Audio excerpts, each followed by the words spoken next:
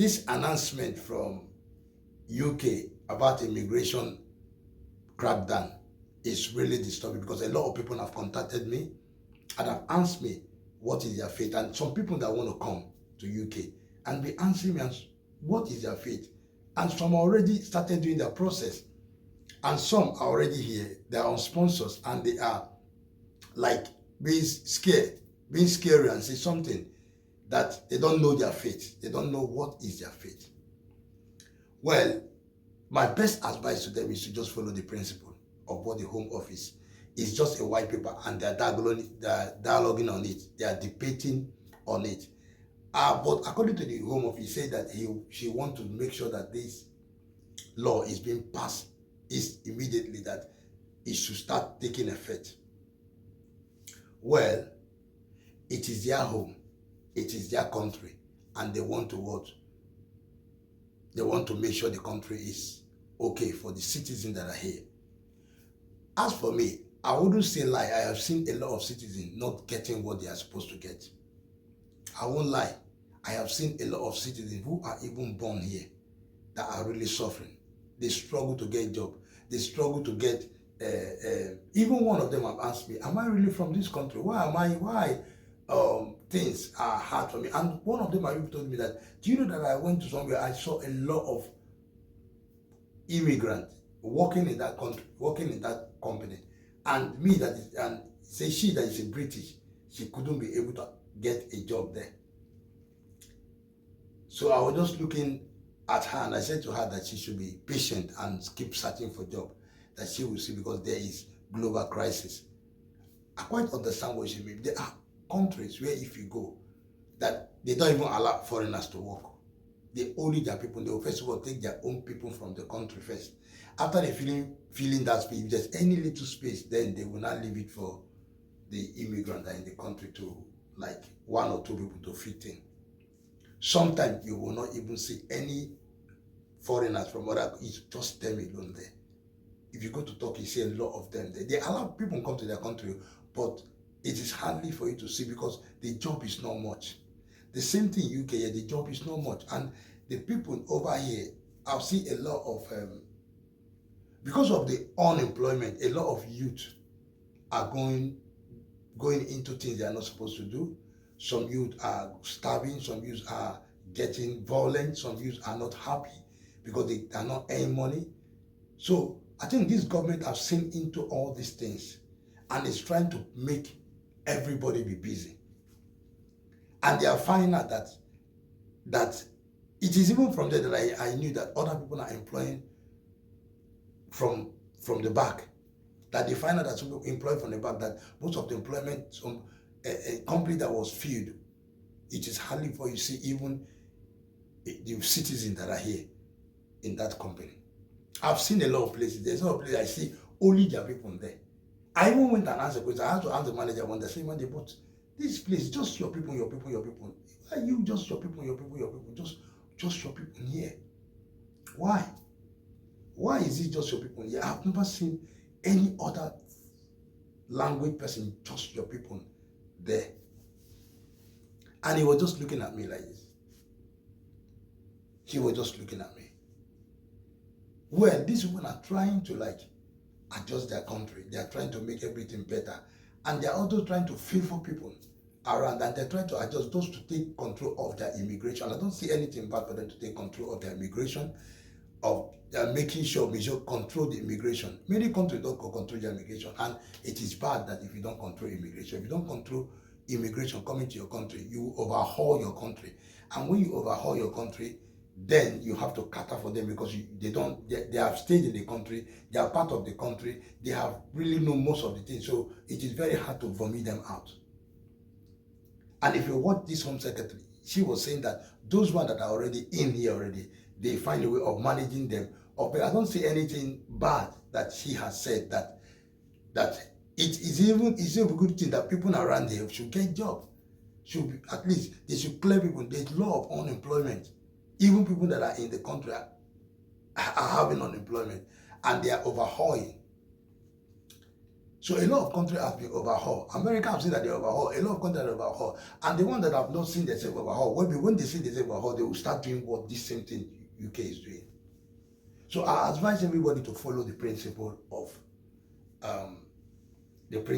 and see that you research. If you are here, if you are not here, research to know the principle. Go to the government.gov, know the principle before you start coming, before you start doing your visa process and anything, so that you will not say, had I known. The same thing if you are going to other countries, not here, because this thing is ongoing. I've seen a lot of countries restructuring, reforming their immigration, and these are countries that people want to be. They are restructuring. These are countries like it's networking. It's a networking meeting that they did. America just finished. UK have started. Canada too. People now do a lot of giant countries that people see them.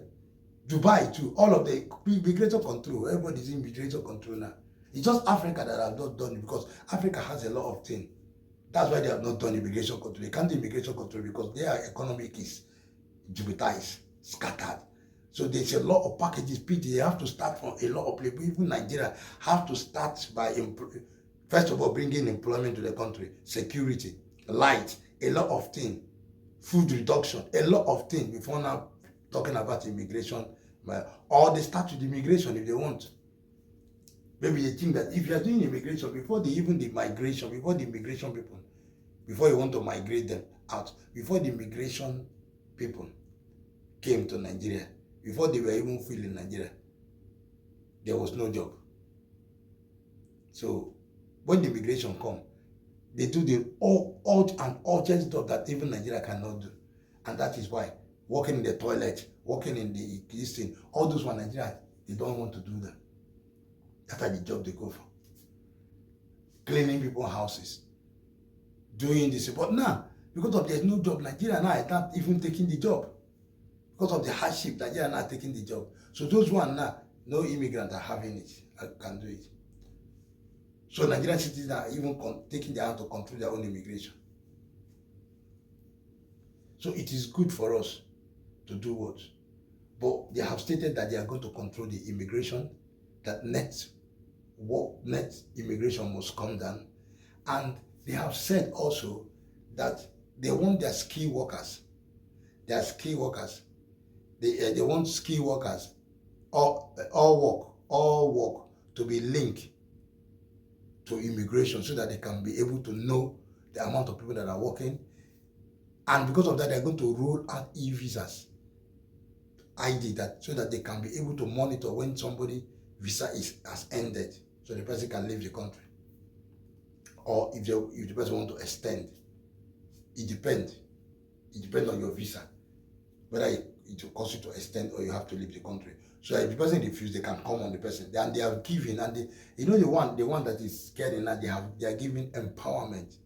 They are empowering the immigration. They're empowering them, big time empowering. They're giving them power like counter-terrorists, that they can act immediately without, they can remove somebody without even waiting to go to court, or want to go to court, or want to take before they remove people, they have to take them to court because of human rights. But now they are cutting it off, that from now, remove without even looking.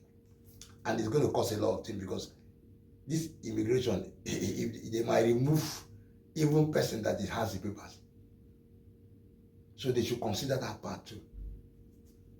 And they have come to the extent that, sometimes when they get people, some people say, hey, I don't know, I've lost my document, I've lost my this, I can't say, and because of that, they will leave the person and say to the person, okay, start coming to the office until you get your document.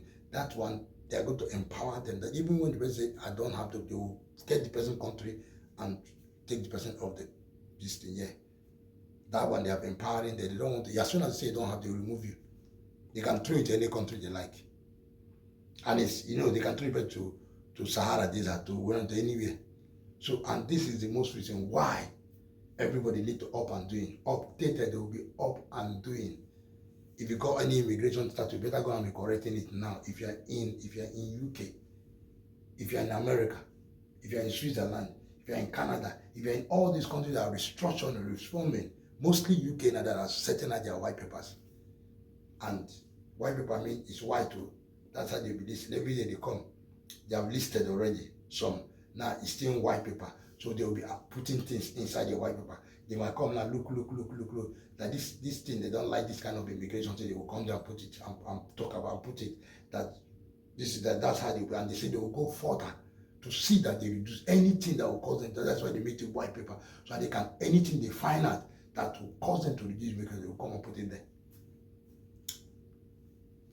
People are in trouble. It's only God, the Lord Jesus, that will help us.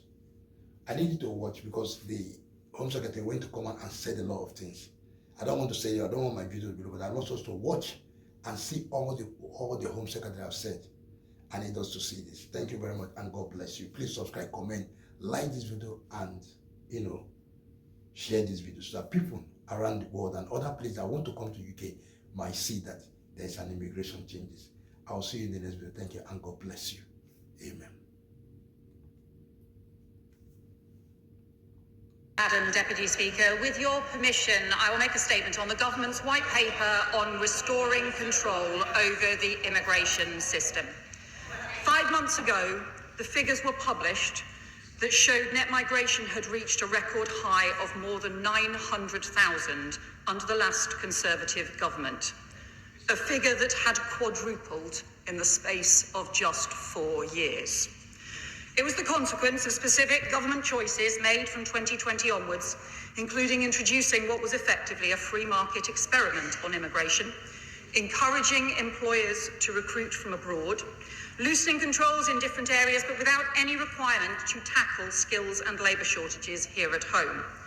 Choices which undermined the immigration system and the economy too. This government is making very different choices. We made clear at the time, just as we had set out in our manifesto, this government would restore order and control to the immigration system, bringing net migration substantially down, but also boosting skills and training here at home. The white paper we are publishing today does exactly that, and it is built on 5 core principles. First, that net migration must come down so the system is properly managed and controlled. Second, that the immigration system must be linked to skills and training here in the UK so that no industry is allowed to rely solely on immigration to fill its skills shortages. Third, the system must be fair and effective with clearer rules in areas like respect for family life to prevent perverse outcomes that undermine public confidence. Fourth, that the rules must be respected and enforced, including tackling illegal and irregular migration and deporting foreign criminals. And finally, that the system must support integration and community cohesion, including new rules on the ability to speak English and the contribution that people can bring to the UK. Our United Kingdom is an interconnected and outward-looking nation. Our history and our geography mean that for generations, British people have travelled overseas to live and work, and people have come to the UK to study, work, invest, or seek refuge. And British citizens draw on heritage from all over the world, and that has made us the country we are today. Through many years, our country's been strengthened by those who've come here to contribute, from doctors in our NHS, entrepreneurs founding some of our biggest businesses, to those who came through generations to work in jobs from coal mining to caring for our loved ones to serving in our armed forces. People often coming to do some of the most difficult jobs of all. And our trading nation, global leading universities and strong historic international connections mean migration will always be part of our country's future as well as our past. But that is exactly why immigration needs to be properly controlled and managed. And it hasn't been. Overseas recruitment shot up, while training in the UK was cut. Lower skilled migration soared while the proportion of UK residents in work plummeted. In 2019, 10% of skilled work visas went to non-graduate jobs. By 2024, that had risen to 60%. Employers were even given a 20% wage discount if they recruited for shortage jobs from abroad, actively discouraging them from paying the going rate or training here at home. Education institutions were allowed to substantially expand the number of overseas students without proper compliance checks. Social care providers were encouraged to recruit from abroad with no proper regulation. So we saw a serious increase in exploitation, deeply damaging for those who came to work here in good faith, and also for other workers and responsible companies who were being undercut. The rules and laws that are supposed to underpin the immigration system were too often ignored, and by 2024, returns of people with no right to be in the UK were down over a third compared to 2010. And of course, criminal gangs were allowed to build an entire smuggling industry along our borders, undermining security and creating a crisis in the asylum system. Madam Deputy Speaker, later this year we will set out further reforms on asylum and border security and on tackling illegal and irregular migration, building on the new counter-terrorism powers in the Border Security, Asylum and Immigration Bill before the House this evening, because no one should be making these dangerous crossings on small boats. But this white paper sets out how we restore that control to the legal migration system so it is sustainable, fair and works for the UK. First, we're overhauling the approach to labour market policy. So for the first time, we properly link the immigration system to skills and training here in the UK. So that where there are skills or labour shortages in the UK, immigration should not always be the answer to which employers turn. Because that long-term failure to tackle skills shortages, bring in proper workforce planning, to get UK residents back to work, or improve pay terms and conditions here at home, is bad for our economy as well as for the immigration system because it undermines productivity and growth. So we will lift the threshold for skilled worker visas back to graduate level and above, removing up to 180 different jobs from the list, increasing salary thresholds. Access to the points-based system for lower skilled jobs will be limited to areas on a new temporary shortage list, including jobs which are critical to the industrial strategy, but access will be time limited. There must be a domestic workforce strategy in place, and employers must be acting to increase domestic recruitment. We will expect workforce strategies to be drawn up more widely in other higher skilled areas too, where there is over-reliance on recruitment from abroad.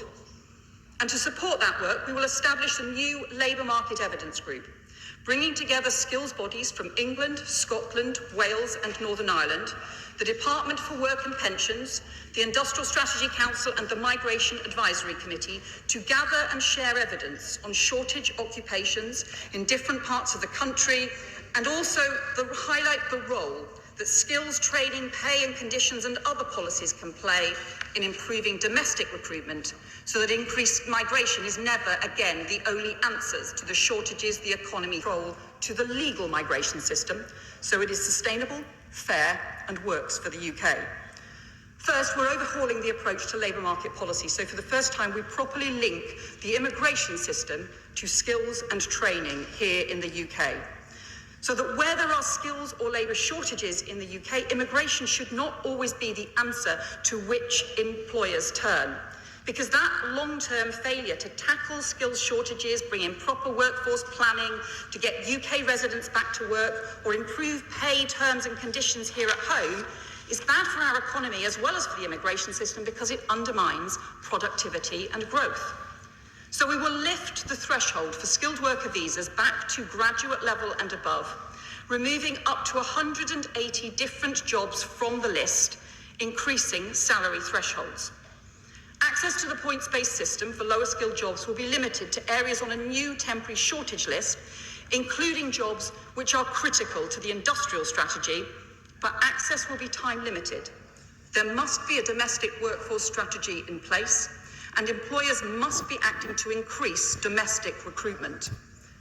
We will expect workforce strategies to be drawn up more widely in other higher skilled areas too, where there is over-reliance on recruitment from abroad.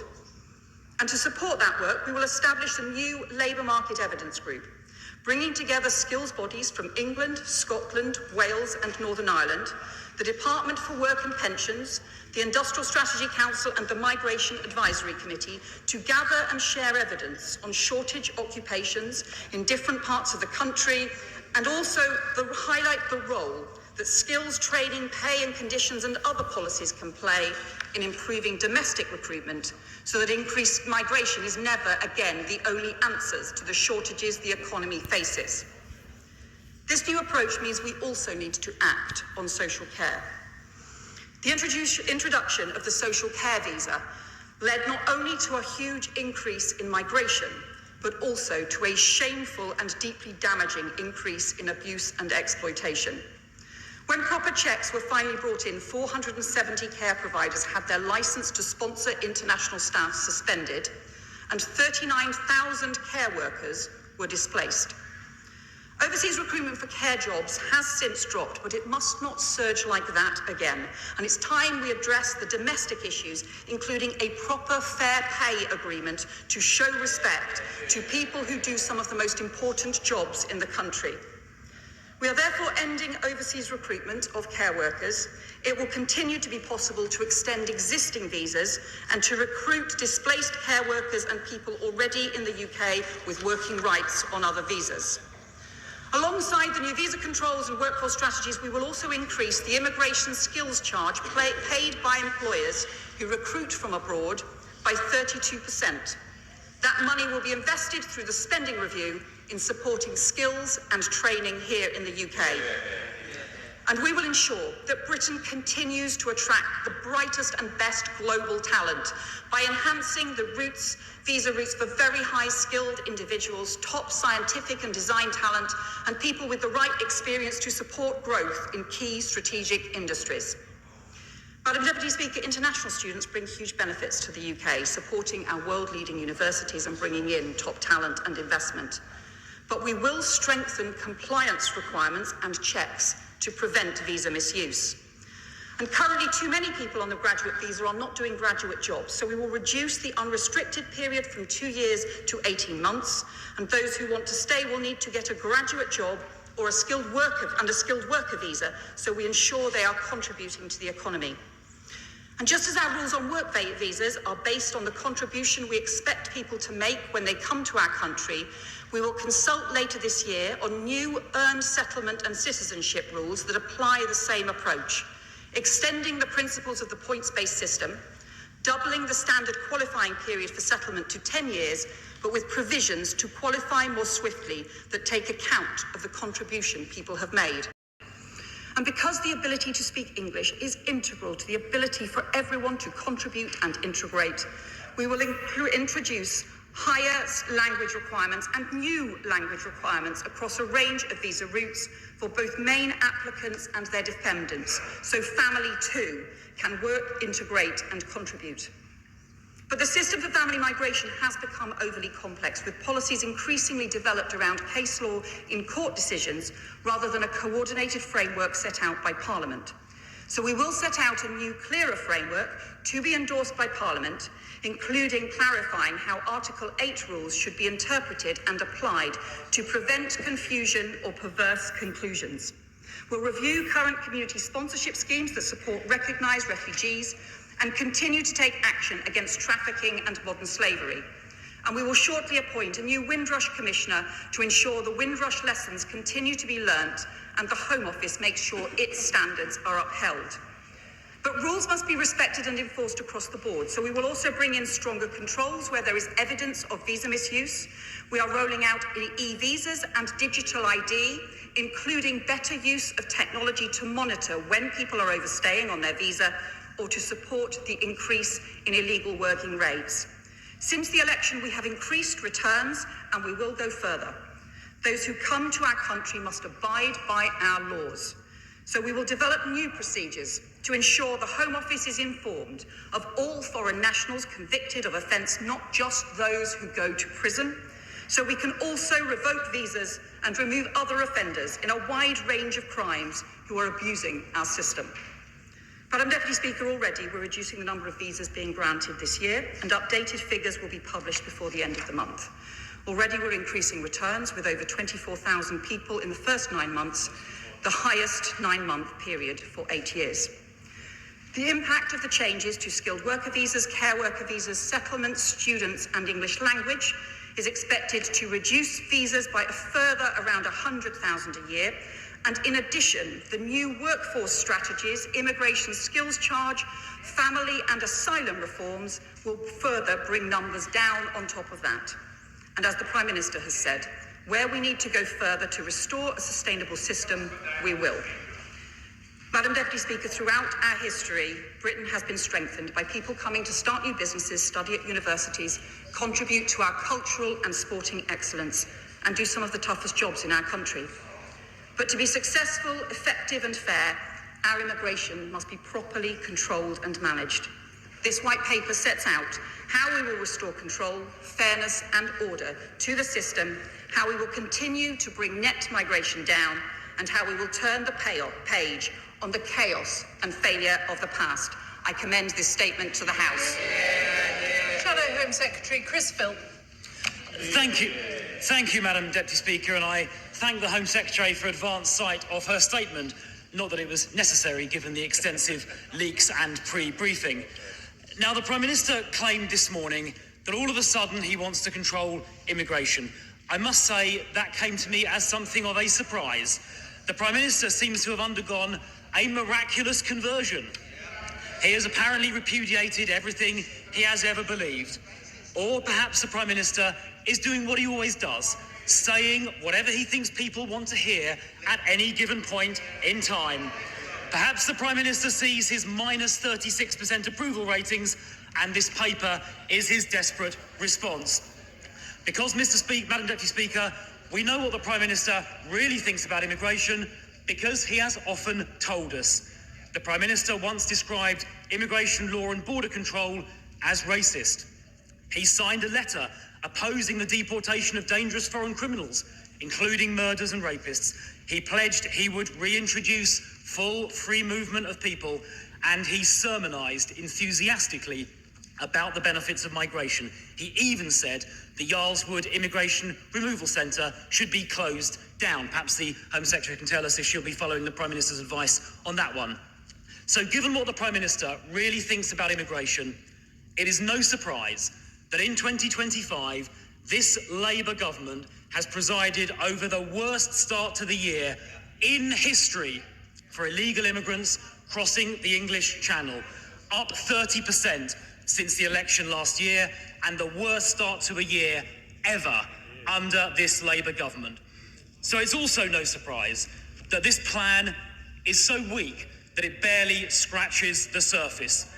On its very first page, it seeks to create a false impression. It says visa applications, and the Home Secretary repeated this a minute ago, saying visa applications are 40% down since the election, implying that is somehow down to this government. Why are visa applications actually down by 40%? It is because of the changes made by the last government, which came into force in April 2024. And from the previous peak, net migration is already forecast to reduce by around about 500,000. And if the Home Secretary is now all of a sudden so keen on reducing migration, will she explain why she suspended the Conservative plan to increase the family visa threshold to £38,000? It was due to come into force last month. Will she tell us when that change will now be introduced? Now, the truth is, Madam Deputy Speaker, this plan is weak and it will have little impact. The Home Secretary admitted on Laura Kuenssberg's programme yesterday the measures will only reduce net migration by 50,000, just 1/10 of the impact of the previous Conservative changes. The honest truth is that we need to go much further than this paper does. Immigration needs to come down a lot more. And under new leadership, the Conservative Party is taking a new approach. Well, you can vote on this later if you're so keen. High immigration has put pressure on housing. It has put pressure on public services, on social cohesion, and on the economy. Because mass low-wage, low-skill migration actually undermines our economy's productivity and costs other taxpayers money, because low-wage migrants consume services which cost the Exchequer more than they pay in tax, particularly where there are dependents. So we need to go much further, and that is why later today the House will vote on two Conservative proposals as amendments to the Borders Bill, which I can see members opposite are very excited about the prospect of doing. The first of those amendments will create a binding annual cap on migration to be set and voted on democratically by this Parliament. It will allow full democratic parliamentary control over those migration numbers, deliver complete transparency and ensure immigration levels are drastically reduced. I can see the Immigration Minister talking enthusiastically from the front bench. I assume that means she'll be supporting this measure. And Madam Deputy Speaker, secondly, we will vote on an amendment to repeal the Human Rights Act from all immigration matters. Not just tinker with Article 8, as the Home Secretary says. This will stop foreign criminals and others with no right to be here from abusing human rights laws in UK courts, including Article 3. So, Madam Deputy Speaker, I have a very simple question for the Home Secretary. Well, I'll try anyway. If she's really serious about controlling immigration, will she vote later on today for the immigration cap, and will she vote to repeal the Human Rights Act for all immigration matters? Home Secretary. God, Madam Deputy Speaker, I must have missed a bit of the Shadow Home Secretary's response.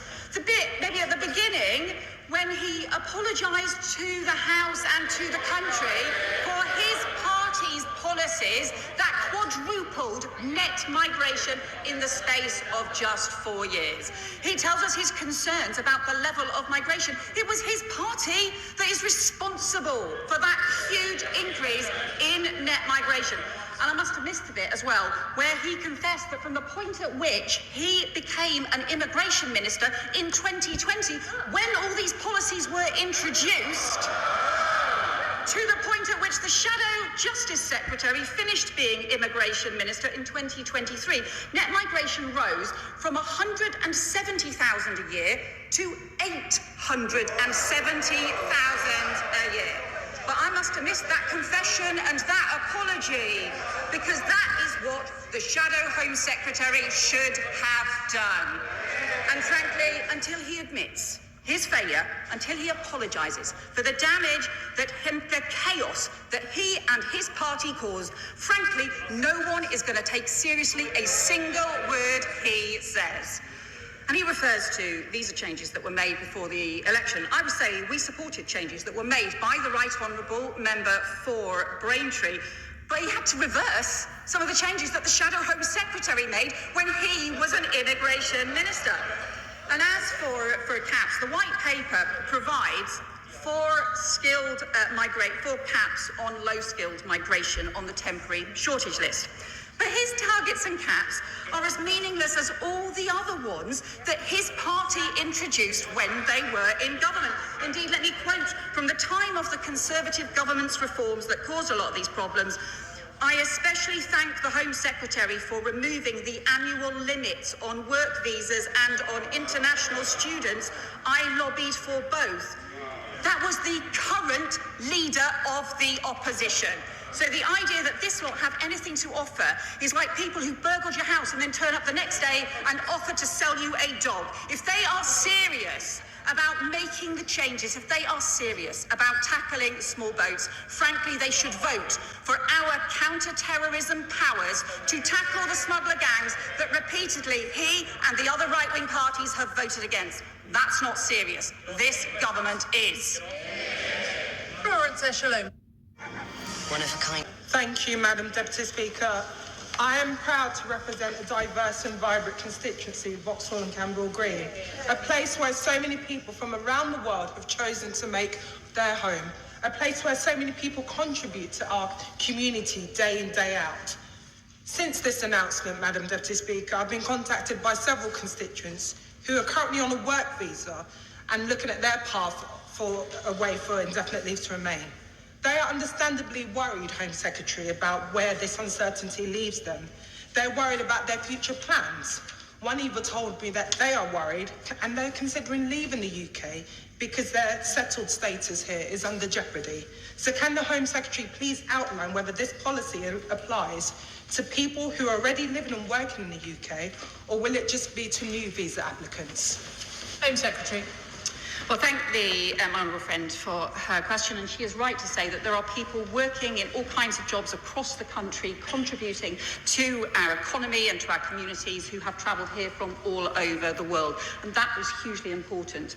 We will set out further details of the earned settlement and citizenship reforms later this year, and we will consult on them. So there will be plenty of opportunity for people to comment on and consider the detail. But it is important that we have extend the sense of contributions and the points-based system to those reforms as well. We have also said that we will maintain the current 5-year route for those who have come on a dependence visa, on a family visa as well, as part of maintaining families.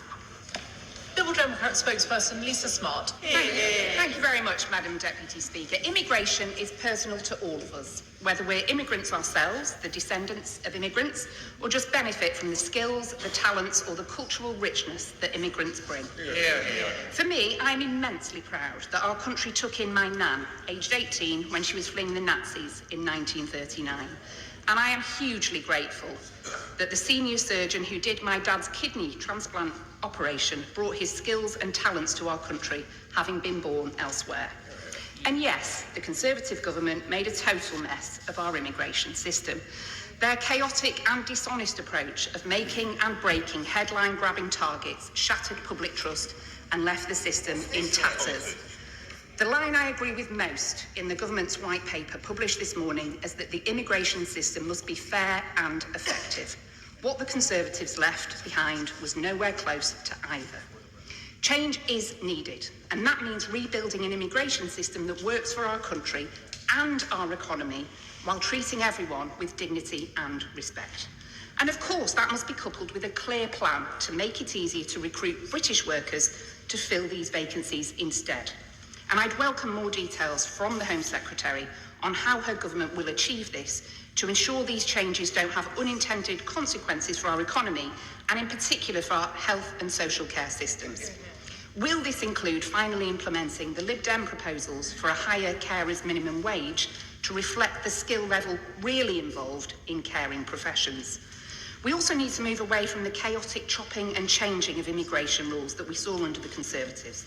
So will the Home Secretary provide further clarity on when these changes will be brought forwards, including a clear timetable for any changes to visa rules, so that employers and workers and their families that we're talking about today can plan for their future? Secretary. I thank the honourable member for her points, and she is right that we need to boost the training and skills here in the UK alongside the stronger controls. On social care, we will introduce a fair pay agreement. It is really important that those vital jobs in social care, looking after our loved ones, are properly respected. And we're also on some of the timetable issues. Some of these will require primary legislation and further consultation. Others will be brought in more swiftly. For example, some of the changes to skilled worker thresholds will be brought in more swiftly. But to give her an example of the approach that we want to take, something like construction workers, for example, will be on the temporary shortage list because it is clearly crucial to growth in our economy. However, it has to be alongside respect for this workforce strategy, and that is why the Education Secretary has set out proposals to train 60,000 more construction workers here in the UK. Sean Davies. Thank you, Madam Deputy Speaker. This Labour government inherited disorder at the border, a broken system where criminal gangs, dodgy employers and fake colleges too often decided who came into this country.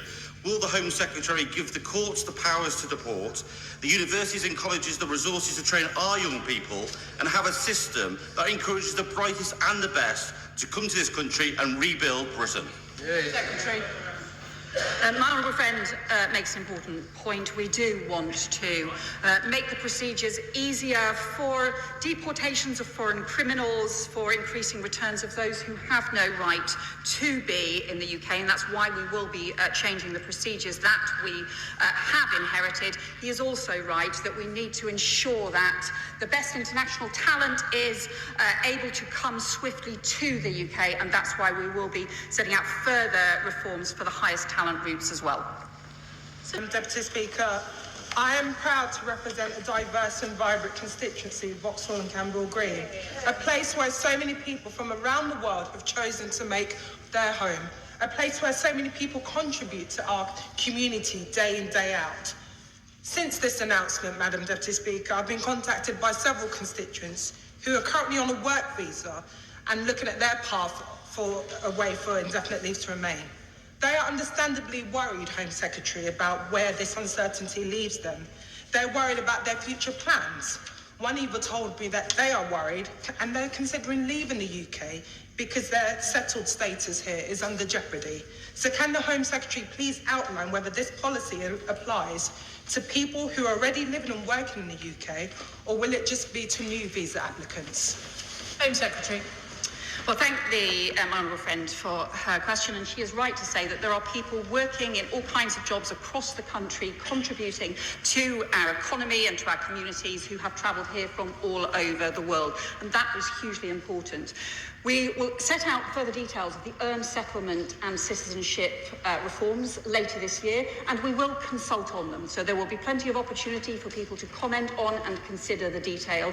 But it is important that we have extend the sense of contributions and the points-based system to those reforms as well. We have also said that we will maintain the current 5-year route for those who have come on a dependence visa, on a family visa as well, as part of maintaining families. Liberal Democrat spokesperson Lisa Smart. Thank you very much, Madam Deputy Speaker. Immigration is personal to all of us, whether we're immigrants ourselves, the descendants of immigrants, or just benefit from the skills, the talents, or the cultural richness that immigrants bring. For me, I'm immensely proud that our country took in my nan, aged 18, when she was fleeing the Nazis in 1939. And I am hugely grateful that the senior surgeon who did my dad's kidney transplant operation brought his skills and talents to our country, having been born elsewhere. And yes, the Conservative government made a total mess of our immigration system. Their chaotic and dishonest approach of making and breaking headline-grabbing targets shattered public trust and left the system in tatters. The line I agree with most in the government's white paper published this morning is that the immigration system must be fair and effective. What the Conservatives left behind was nowhere close to either. Change is needed, and that means rebuilding an immigration system that works for our country and our economy while treating everyone with dignity and respect. And of course, that must be coupled with a clear plan to make it easier to recruit British workers to fill these vacancies instead.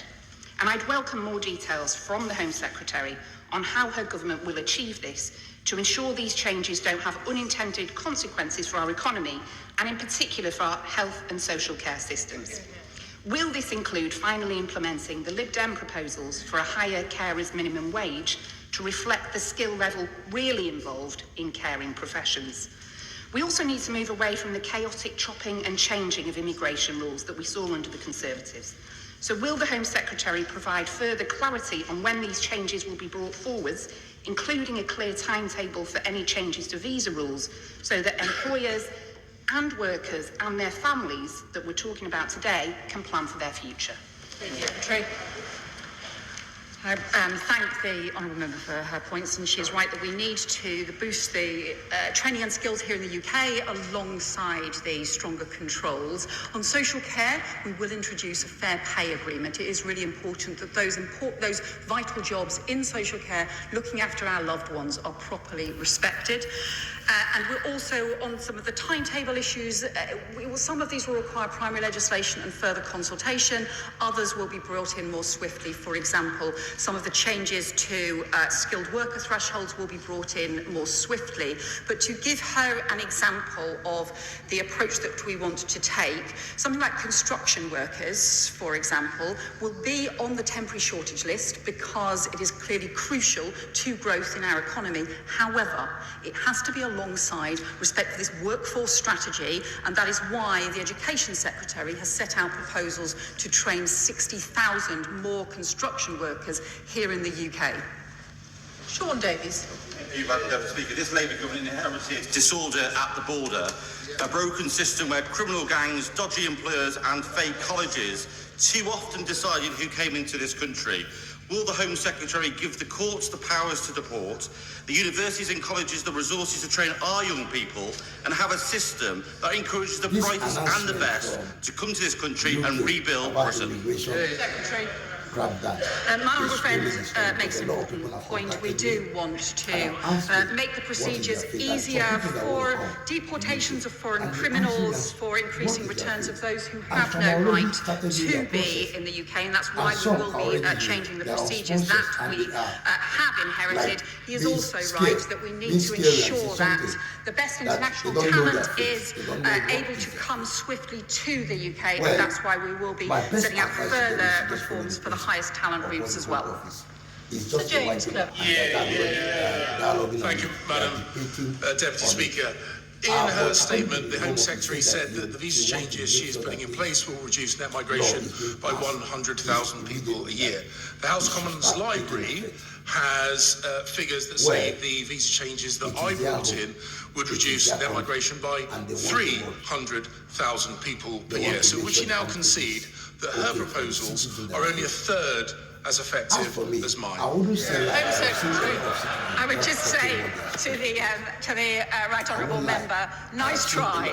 He was in the cabinet that massively increased net migration, that pushed the numbers up. The fact that he then belatedly had to attempt to restrict and reverse some, but just some, of the changes that he and his colleagues had previously endorsed and put before the country, and the fact that he still never tackled this fundamental approach that the Conservatives had, which was this free market experiment, this encouraging people to recruit from abroad, never training, never supporting the training and the conditions on training here in the UK, means that fundamentally he was just desperately trying to close the door and deal with problems far too without any proper strategy on actually understanding why it was that actually you need those links with skills, links with training in the first place. That's why what we have to recognise is the important way in which migration has always supported our economy and will continue to do so. But it has to be properly controlled and managed. He didn't do that. Gian Wara. Thank you, Madam Deputy Speaker. The Tories promised net migration in the tens of thousands and left it at about 1 million. Reform's predecessor, UKIP, promised that Brexit would fix immigration. That didn't work out, did it?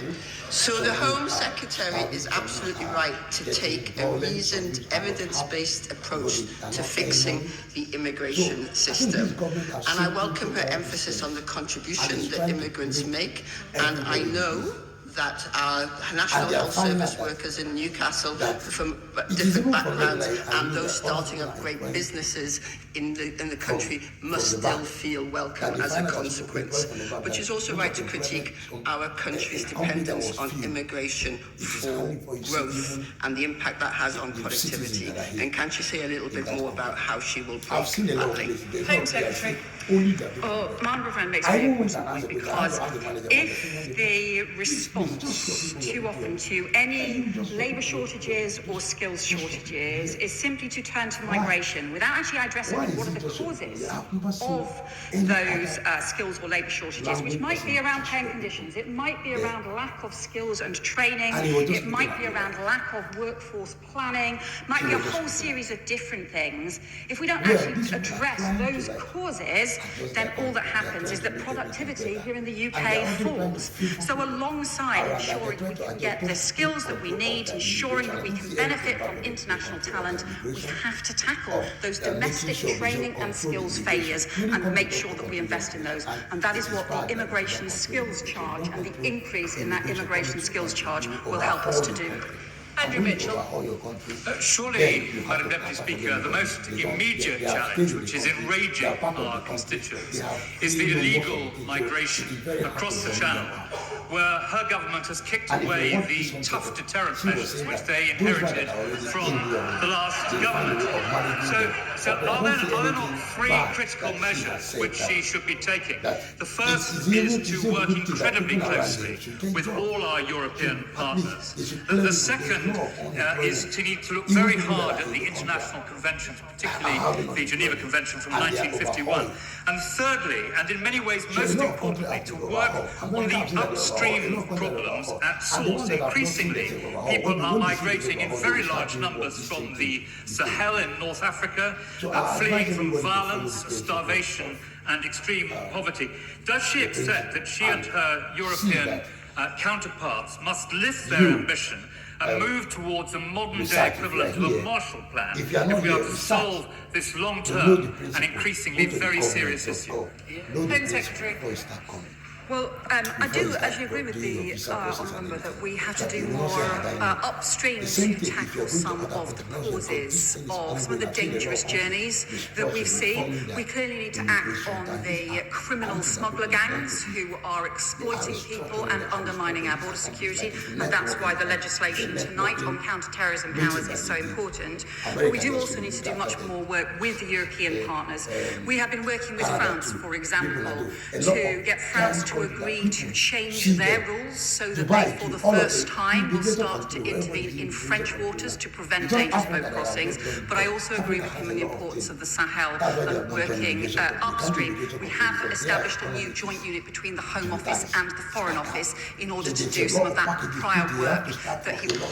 If I'm going to get as many members as possible in this afternoon, we're going to need pithy questions and short answers, please. And a masterclass in that from the Chair of the Education Select Committee, Helen Hayes. I represent a constituency which is enriched and sustained every day by people who have come from overseas to make their home here, especially those who came as members of the Windrush generation. It is important that they hear from this place today that they are not only valued and appreciated, they are part of us. Last week, the Office for Students published another report on the precarious situation facing our universities, and the announcement today entails a levy on universities in relation to their international students. So I want to ask the Home Secretary what engagement she has had with her counterpart in the Department for Education on the impact on the financial sustainability of universities of the measures she's announcing today. Secretary.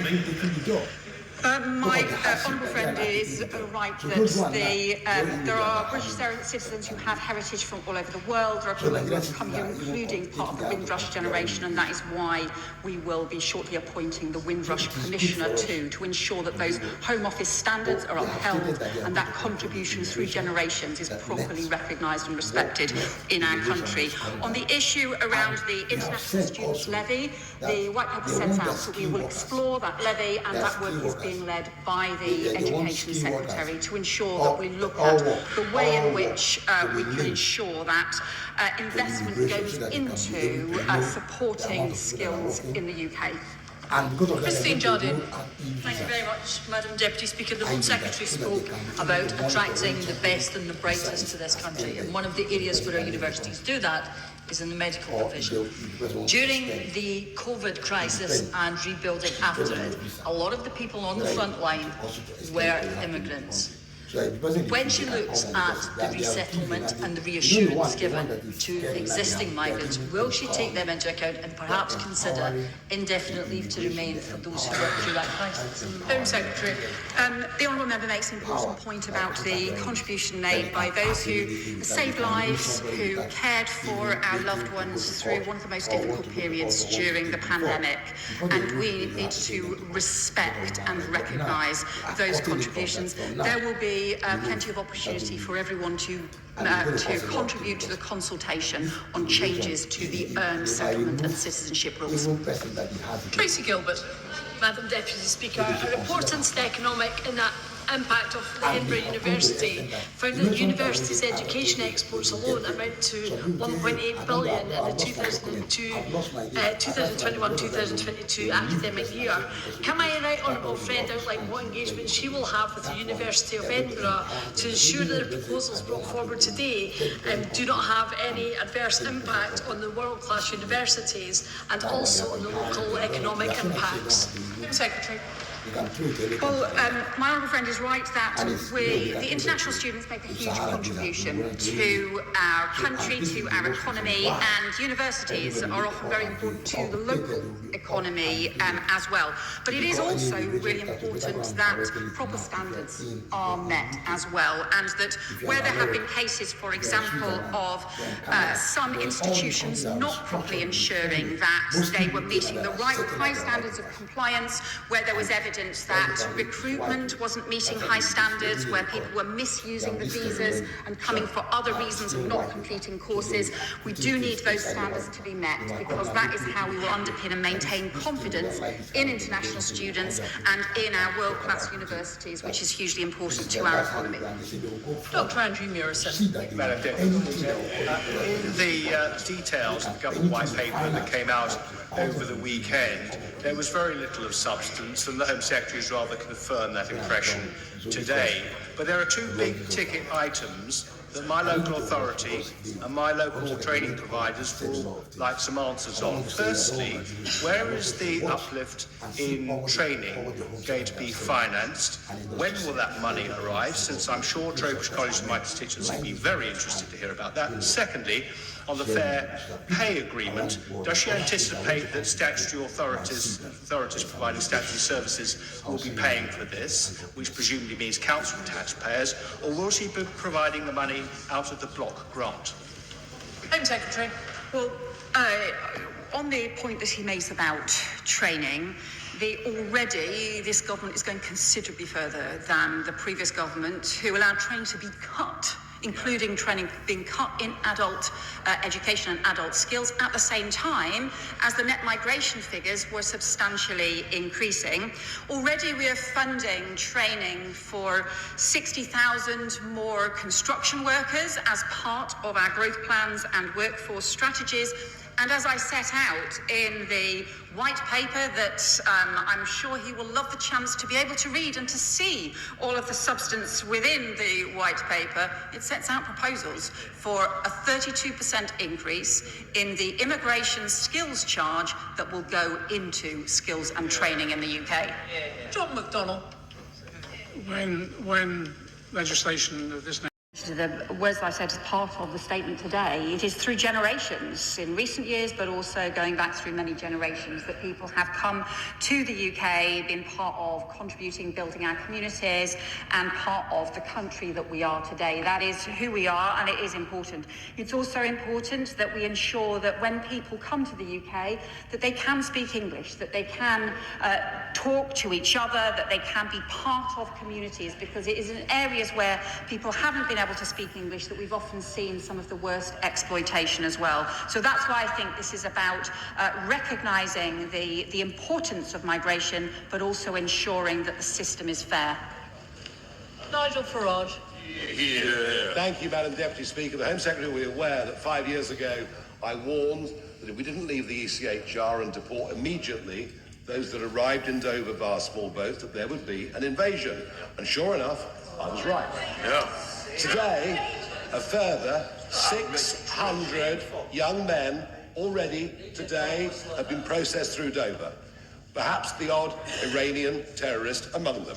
Who knows? How do you know? How do you know? Does the Home Secretary accept How do you know that their policy of smash the gangs is a complete and total failure? And if that's the case, why should we believe anything else they said? Well, taking the honourable member, no one should be making these dangerous boat crossings. They undermine our border security and they put lives at risk. Criminal gangs who are organising these dangerous boats are making a fortune and profiting from these dangerous boat crossings. And that's why we need counter-terrorism style powers to be able to go after the gangs. That is the opportunity for him and his party to vote for those counter-terrorism powers tonight so that we can strengthen our border security. Previously, he and his party voted against those counter-terrorism powers. I think we need counter-terrorism style powers to strengthen our border security in order to be able to go after those criminal gangs. Does he? Mike Tapp. Thank you, Madam Deputy Speaker. The opposition like to talk and obsess over caps Does the Minister agree that it might have been sensible for the previous government to place a cap on the number of Home Secretaries they had to churn through to deliver their failed open border project? Yeah, Mount from is right. I think they had 8 Home Secretaries in the space of 8 years. 2 of them were the same person. Mr. McVeigh. Thank you, Madam Deputy Speaker. Without a third country like Rwanda, can the Home Secretary tell the House where illegal immigrants whose country of origin cannot be established because they've destroyed the documentation will be deported to? Or is it the case that they cannot be deported, and so anyone who exploits that loophole can stay here with impunity? Home Secretary. Well, this government has increased returns since the election, 24,000 returns since the election. That includes a more than 20% increase in failed asylum cases and includes action that we are taking to deal with people who claim to have lost their papers and to ensure that we can deliver those returns. We'll continue to support other policies, including working with the EU on issues around returns hubs. Let me just say to her, they had 2 years to run their Rwanda scheme. They spent £700 million and spent 4 volunteers. That was a waste of money, a failure for the taxpayer, and a failed delivery too. Luke Akehurst. Thank you, Madam Deputy Speaker. I welcome this statement, and particularly the measures outlined to streamline deportation processes, ensuring they are fast, fair and effective. Can the Secretary of State remind the House what happened to levels of removals, including of foreign national offenders, on the party opposite's watch? Home Secretary.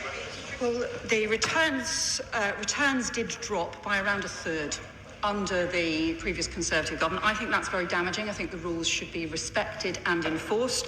We also have inherited a system where the only people that they even seem to try to remove or get the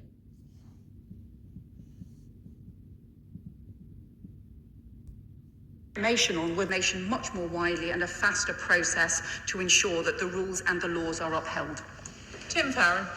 Madam Deputy Speaker. Given that lengthy A&E, cancer treatment and ambulance waiting times in Cumbria are a direct result of the lack of social care workers, meaning that our hospitals are full to bursting, what assessment has she made of the damage this policy could do to patients and NHS workers in my communities, where the most regular experience we have of migrants is they cared for us and our loved ones? Secretary. Information much more widely and a faster process to ensure that the rules and the laws are upheld. Tim Farron. Madam Deputy Speaker. Given that lengthy A&E, cancer treatment and ambulance waiting times in Cumbria are a direct result of the lack of social care workers, meaning that our hospitals are full to bursting, what assessment has she made of the damage this policy could do to patients and NHS workers in my communities, where the most regular experience we have of migrants is they cared for us and our loved ones? Secretary. Is the importance of that job, and that means tackling the long-term recruitment issues here in the UK and not simply always thinking that we could ignore those problems and turn to migration instead. He will know that there have been huge problems, including abuse and exploitation as a result of that route, and 39,000 people who came here on a care worker visa, often in good faith, ended up being displaced when finally checks were introduced. That's why regional hubs have been introduced to ensure that employers can still recruit from those displaced workers rather than continuing to recruit from abroad. Nadia Whittam. Thank you, Madam Deputy Speaker. Migrants are being scapegoated for problems that they didn't cause, and to be truthful, these arbitrary measures won't fix those problems, and they will harm migrants, people who need social care, our economy, anyone who fears racial abuse, which the rhetoric surrounding this emboldens. Why are we trying to ape reform when that will do nothing to improve our constituents' lives and just stoke more division? Well, what I would say to my honourable friend is that in the space of just 4 years, we saw a huge increase in overseas recruitment at exactly the same time as training in the UK fell. Now, I think that is a real problem in the UK labour market, to have such steep increases at the same time as such deep problems in terms of training in the UK. And that's why I think it's so important to ensure that we link the immigration system with training and skills for the first time. That hasn't happened before. I think it's been the wrong approach to the labour market. It's right that we bring in those reforms. Of course, she's right to say we also recognise the huge contribution that people make as part of our country, and that we also do so in a way that respects people for the contribution they make, and that is embedded in our system. But we have to change this broken labour market approach. Denya. Thank you, Madam Deputy Speaker. The Prime Minister's Island of Strangers speech sounded like something straight out of the Reform Trump playbook. Rather than alienating and devaluing migrants, recognising the need to increase the number of Brits who want to work in our health and care sectors, wouldn't the Minister prefer to support the Unison campaign for a certificate of common sponsorship to protect the working rights of migrant workers who are working in unacceptable situations of exploitation, bordering on slavery and a threat of deportation? As a Labour member, would she not prefer to support that Unison campaign? Home Secretary.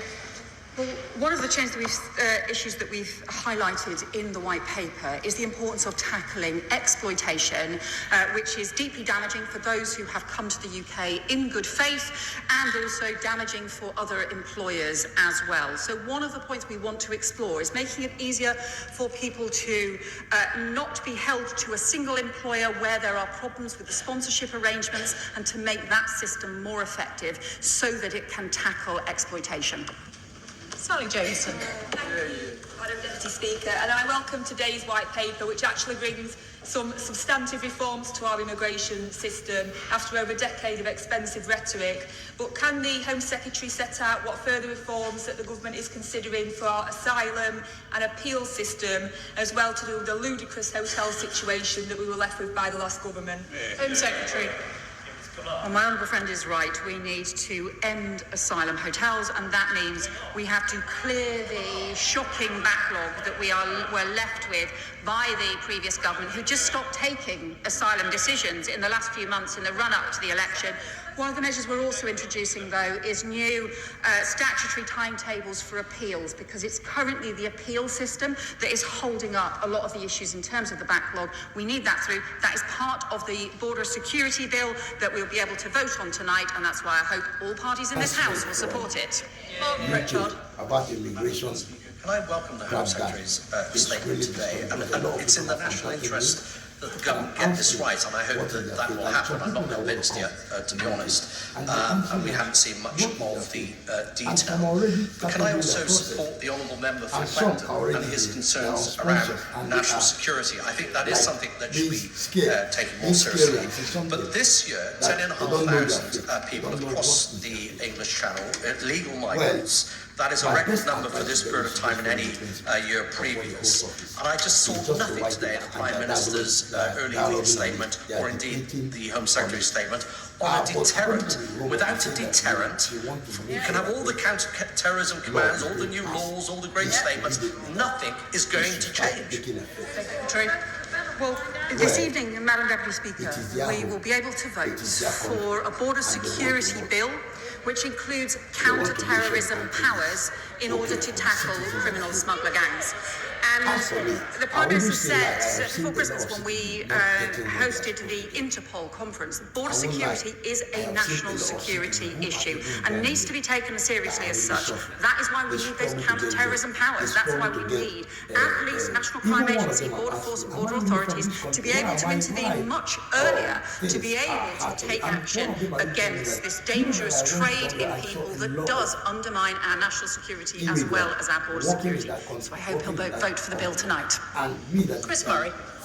Cuts to the sector, and staff are keen to contribute to the economic growth in the UK, but they're concerned that what's in the White Paper might make that harder. So can she commit to working cross-government to ensuring universities come out the stronger so they can contribute to economic growth? Secretary.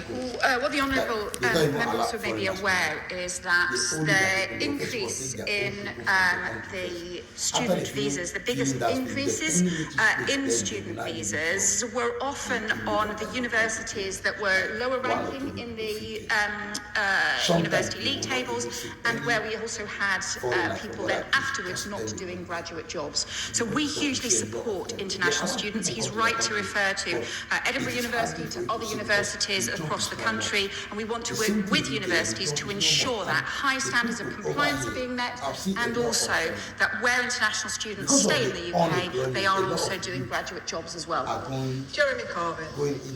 Thank you, Madam Deputy Speaker. Could the Home Secretary explain why, in the introduction of this white paper, the language of Enoch Powell was used by the Prime Minister?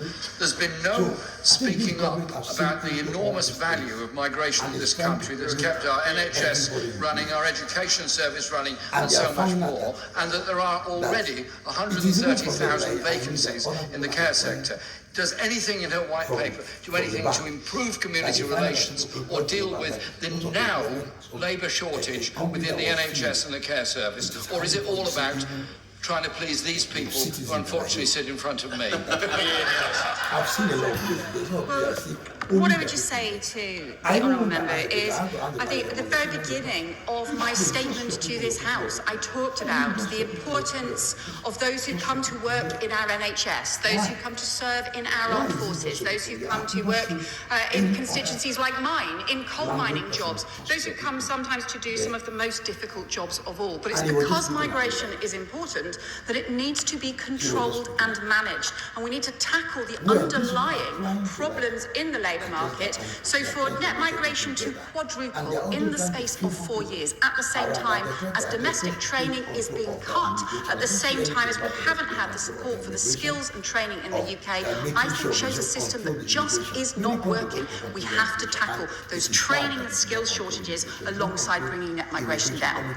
Richard Taylor. Thank you, Madam Deputy Speaker. My constituents are sick and tired of broken promises on immigration. 5 Conservative Prime Ministers promised to cut arrivals while deliberately letting numbers reach record highs. Can the Secretary of State confirm to the people of North Warwickshire and Bedworth that the broken promises are over, and when this government says we will cut immigration levels and invest in skills and training and good jobs for my constituents, that is exactly what we will do? Well, what I would say to my honourable friend, she makes a really important point, is that we're setting out practical plans on the skilled worker visa, practical plans on construction training jobs, practical plans on the immigration skills charge in order to be able to invest in that training. It's through those practical common sense plans, step by step, that we will have an impact on restoring order to the immigration system and also bringing net migration down. Thank you, Madam Deputy Speaker. The White Paper talks in vague terms about potential changes that build upon and learn from the Displaced Talent Programme. So can the Home Secretary be really clear with the House where she sees those changes going, and more importantly, what safeguards she will put in place to ensure that any such changes don't act as some sort of massive magnet for those that wish to illegally enter our country? Home Secretary.